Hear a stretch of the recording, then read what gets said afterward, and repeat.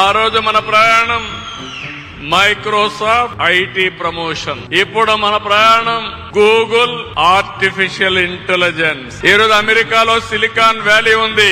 ప్రపంచంలో గర్వంగా చెప్పగలుగుతున్న quantum valley ఉండే ఏకైక దేశం భారతదేశం, అది కూడా ఆంధ్రప్రదేశ్. మనం కూడా స్పీడ్ పెంచాలి, ఇంకా ఐటీ స్పీడ్ కూడా పెరగాలి, క్వాంటమ్ స్పీడ్ కి వెళ్ళాలి. ఏ కాదు, మీరందరూ కూడా క్వాంటమ్ కంప్యూటర్ కి ఆల్గరిథమ్స్ రాయాలి. ఇప్పుడు నేను అందుకనే ఆ రోజు చెప్పాను, ఇంటికి ఒక ఐటీ అన్నాను.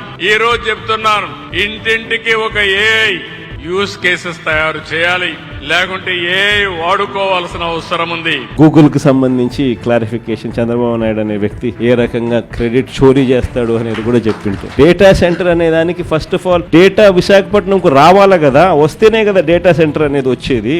ఆ డేటా అనేది సింగపూర్ నుంచి కేబుల్ తీసుకొచ్చేదానికి అంకురార్పణ చేసింది వైఎస్ఆర్సీపీ ప్రభుత్వంలో జరిగింది. కాబట్టి వైఎస్ఆర్సీపీ ప్రభుత్వంలో 300 మెగావాట్లకు సంబంధించి డేటా సెంటర్ కు శంకుస్థాపన చేశాం. అదానికి గూగుల్ కు ఆ రోజుల్లోనే 2022లోనే నోయిడాలో గూగుల్ తో కలిపి నోయిడాలో already data center Adani already కట్టాడు. దానికి సంబంధించి శంకుస్థాపన 2023లో జరిగింది. తర్వాత సింగపూర్ గవర్నమెంట్ కు 2020 శంకుస్థాపన చేసిన రోజే తర్వాత 3-4 నెలలకే 2022లోనే సింగపూర్ గవర్నమెంట్ కు లేఖ కూడా రాసినాం, కేబుల్ అక్కడి నుంచి వచ్చేదానికి మాకు ఫెసిలిటేట్ చేయండి. అవన్నీ జరిగితే ఈ రోజు గూగుల్ వస్తాం.